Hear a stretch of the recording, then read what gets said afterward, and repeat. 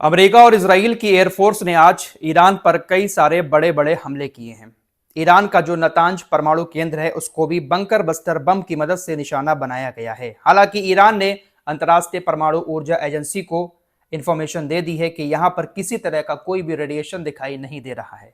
आसपास के जो रहने वाले लोग हैं वो पूरी तरह से सुरक्षित हैं। हमले से हमें बिल्कुल भी नुकसान नहीं हुआ है। दोस्तों, जब रेडिएशन नहीं निकल रही है तो जाहिर सी बात है कि ईरान के परमाणु प्रोग्राम को नुकसान नहीं पहुंचा है। ईरान का जो यूरेनियम है यहां पर वो पूरी तरह से सुरक्षित है। या तो यूरेनियम पूरी तरह से सुरक्षित है या फिर ईरान का यूरेनियम इस परमाणु केंद्र पर है ही नहीं। ईरान ने अपने यूरेनियम को कहीं और ही ठिकाने लगा दिया है और अमेरिका इजराइल इन्हीं परमाणु केंद्र पर हमले करके यूरेनियम को खत्म करने की कोशिश कर रहे हैं। डोनाल्ड ट्रंप को ऐसा लग रहा है कि वो इस जंग में बहुत आगे चल रहे हैं, लेकिन ईरान इनसे 4 कदम आगे चल रहा है। जंग का दौर है, ये लोग भयानक हमले कर रहे हैं और हमले ऐसी जगह पर कर रहे हैं जहां पर ईरान को नुकसान पहुंचे। तो क्या ईरान अपने यूरेनियम को उन परमाणु केंद्र पर रखेगा जिसका पता इन लोगों को मालूम है? ईरान इतना बेवकूफ भी नहीं है। जब रेडिएशन नहीं निकली खतरनाक हमले के बाद तो जाहिर सी बात है कि यहां पर यूरेनियम ना तो है ही नहीं या फिर इतनी गहराई में है कि बंकर बस्टर बम भी वहां तक नहीं पहुंच पा रहे हैं। फिलहाल अमेरिका ने इस नतांज परमाणु केंद्र पर पिछले साल भी बंकर बस्टर बम गिराए थे, उससे भी अमेरिका को कुछ नहीं मिला। आज भी बम गिराए हैं, आज भी अमेरिका खाली हाथ है। नतांज परमाणु केंद्र के अलावा अमेरिका इजराइल की सेना ने पश्चिमी ईरान के दैफजुल में एक वायुसेना के अड्डे को निशाना बनाया और एक गोला बारूद का डिपो था, वहां पर हमला किया है। धुएं के गुब्बार इस तरह से दिखाई दे रहे हैं। वहीं दोस्तों, ईरान की तरफ से एक और दावा किया गया है कि हमारे एयर डिफेंस सिस्टम ने इजराइल के F-16 विमान को आज मार गिराया। ईरान की तरफ से कहा गया कि इजराइल का F-16 विमान हमारे ऊपर उड़ रहा था, हमारे एयर डिफेंस सिस्टम ने उसका पता लगाया और उसको मार गिराया। इजराइल की तरफ से भी खुलकर नहीं बताया कि ईरान ने हमारे F-16 विमान को मार गिराया है। हालांकि उन्होंने ये बात जरूर कबूल की है कि हमारे एक F-16 विमान को नुकसान हुआ है। ईरान कह रहा है कि हमने उसको मार दिया। ईरान का एयर डिफेंस सिस्टम काम कर रहा है। जहां लगातार डोनाल्ड ट्रंप दावे कर रहे हैं कि हमने ईरान के तमाम एयर डिफेंस सिस्टम को खत्म कर दिया है, डोनाल्ड ट्रंप ने आज फिर दावा किया कि हम जीत चुके हैं और हम जंग कभी भी खत्म कर सकते हैं। हम जंग खत्म करके चले जाएंगे, सिर्फ स्टेट ऑफ हॉर्मुज का मामला रह जाएगा। स्टेट ऑफ हॉर्मुज अब वो देश आकर खुलवाएं जो देश उसका इस्तेमाल कर रहे हैं, यानी जिन देशों का तेल स्टेट ऑफ हॉर्मुज से गुजरता है। डोनाल्ड ट्रंप ने कहा है कि अब वो देश आए यहां पर, खासकर यूरोपीय देश। 20% यूरोप का तेल स्टेट ऑफ हॉर्मुज से जाता है। डोनाल्ड ट्रंप ने बुलाया, नाटो नहीं आया, यूरोपीय देश नहीं आए, तो अब उन्हीं पर छोड़ दिया है कि आप आकर खुलवाओ, हमारा तेल इधर से थोड़ी ना गुजरता है। अमेरिका का यहां पर कोई लेना देना है ही नहीं। बात सही है, अमेरिका का कोई लेना देना नहीं है, लेकिन इजराइल की खातिर ही अमेरिका यहां पर सब कुछ कर रहा है। फिलहाल स्टेट ऑफ हॉर्मुज पूरी तरह से बंद है। डोनाल्ड ट्रंप दुनिया में लगातार अपनी जीत का डंका बजाए जा रहे हैं, लेकिन इस 20 से 22 दिन की जंग में डोनाल्ड ट्रंप ने अपने कई सारे फैसलों को पलट दिया है। रशिया के तेल पर प्रतिबंध लगाया था, रशिया के तेल से प्रतिबंध हटा दिया गया है। 30 दिन की इजाजत मिल चुकी है देशों को कि वो तेल खरीद सकते हैं। भारत को भी इजाजत मिली।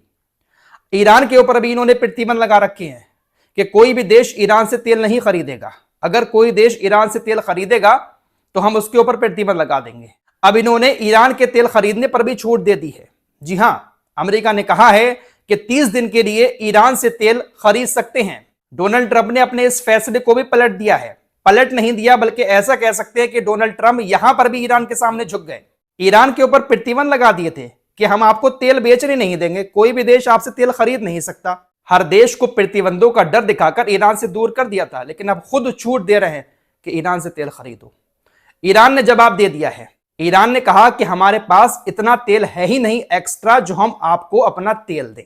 अमेरिका ने प्रतिबंध भले ही हटा दिए हैं, लेकिन हम आपको तेल इतना नहीं दे सकते जितना आप चाह रहे हैं, क्योंकि हमारे पास एक्स्ट्रा ऑयल है ही नहीं। ईरान यहां पर बहुत दिमाग से खेल रहा है। ईरान ने तगड़ा झटका दे दिया है दुनिया भर के तमाम देशों को कि हमारे पास तेल है ही नहीं ज्यादा, हम आपको दे क्या। खबर जापान को लेकर आ रही है। जापान ईरान से बातचीत कर रहा है और एक समझौते पर बहुत जल्दी जापान और ईरान पहुंचने वाले हैं। वो समझौता स्टेट ऑफ हॉर्मुज को लेकर है।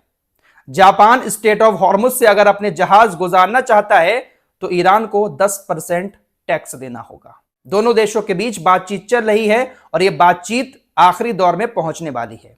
अब जिस देश को भी अपने जहाज गुजारने होंगे वो ईरान से बातचीत करके ही, पैसे देकर ही अपने जहाजों को गुजार सकता है। जापान की प्रधानमंत्री 3 दिन पहले ही डोनाल्ड ट्रंप से मुलाकात करके आई हैं। कहा था कि हम स्ट्रेट ऑफ हॉर्मुज को खुलवाने के लिए आपके साथ हैं, बात नहीं बनी। जापान कैसे खुलवा लेगा मिडिल ईस्ट में आकर स्ट्रेट ऑफ हॉर्मुज को?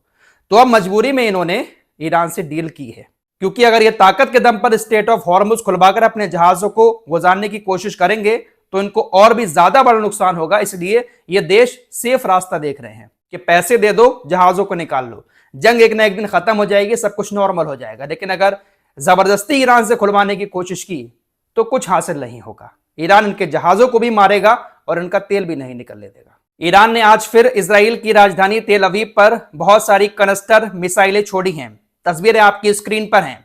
कुछ इस तरह का हाल वहां के रहने वाले लोगों के घरों का हुआ है। ईरान की कनस्टर मिसाइल से इजराइल बहुत ज्यादा परेशान हो चुका है। एक मिसाइल हो तो रोकी भी जाए।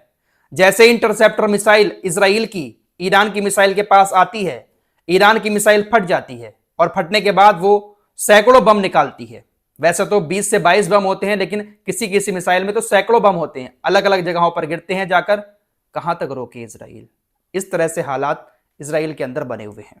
जॉर्डन की तरफ से बताया गया है कि इस जंग के दौरान हमारे एयर स्पेस में तकरीबन 240 मिसाइलें और ड्रोन ईरान के आए, जिसमें से हमने 222 को मार दिया। बहुत बड़ा काम किया जॉर्डन ने ईरान की मिसाइलों को मारकर। दोस्तों, ईरान की मिसाइलें अगर वहां पर जाकर हिट कर रही है ना इजराइल के अंदर, ये बहुत बड़ी बात है अपने आप में। इराक से शुरू होता है रोकना, इराक, सीरिया, जॉर्डन, फिर उसके बाद आ जाता है फिलिस्तीन का बॉर्डर, फिर इजराइल का बॉर्डर। तमाम एयर डिफेंस सिस्टम को चीरती हुई जाकर तेल अवीव के अंदर गिरती है। अच्छा हाँ, पिछली वीडियो की एक खबर आपको और बता दूं, जो ब्रिटेन के बेस पर ईरान ने मिसाइलें छोड़ी थी, वो बेस तकरीबन 4000 किलोमीटर दूर है, 3700-3800 किलोमीटर दूर है। वहां पर मिसाइलें छोड़ी थी, मिसाइल पहुंचने वाली थी वहां पर। हालांकि एक मिसाइल रास्ता में ही खराब हो गई रिपोर्ट्स के मुताबिक, और एक मिसाइल को अमेरिका की एक मिसाइल ने मार दिया। ईरान के पास ऑफिशियली 2000 किलोमीटर मार करने वाली मिसाइलें हैं, लेकिन ईरान ने यह कौन सी मिसाइल निकाली दोस्तों?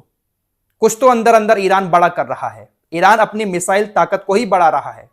अमेरिका जो शक कर रहा है ना कि 12000 किलोमीटर रेंज की ये लोग मिसाइल बना रहे हैं, हो सकता है कि ये लोग बनाते हों।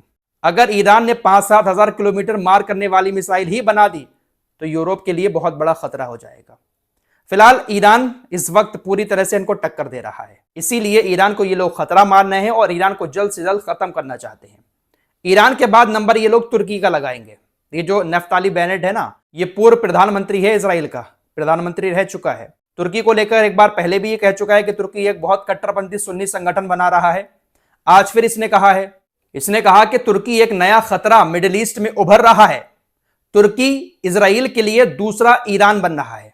उसी तरह का खतरा, जिस तरह का खतरा ईरान है, तुर्की भी वैसा ही खतरा बन रहा है। तो ईरान के बाद इनकी नजर अब तुर्की पर टिकी हुई है। फिलहाल दोस्तों, खबर लेबनान के बॉर्डर से आ रही है। सुबह के वक्त में इजराइल की सेना लेबनान के बॉर्डर के अंदर घुसी थी। बहुत सारे सैनिक घुसे थे, लेकिन अब उन सैनिकों से संपर्क टूट चुका है। इजरायली मीडिया की तरफ से बताया गया है कि कांटेक्ट नहीं हो पा रहा है इजरायली सैनिकों से। वो कहां हैं, सेना तलाश कर रही है, लेकिन इस खबर पर पूरी तरह से सरकार ने सेंसरशिप लगा दिया है। इस खबर को लेकर कोई भी जानकारी इजरायली मीडिया की तरफ से नहीं दी जाएगी, सरकार ने साफ आदेश दे दिया है।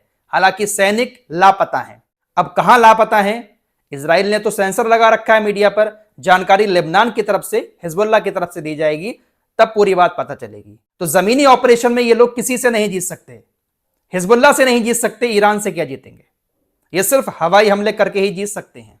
दोस्तों, नेतन्याहू को लेकर एक और खबर आई है। हंगरी में एक प्रोग्राम हो रहा था, उस प्रोग्राम में चीफ गेस्ट बनकर नेतन्याहू जाने वाला था। इसकी स्पीच वहां पर होना थी, लेकिन अब इसके प्रोग्राम को कैंसिल कर दिया गया है।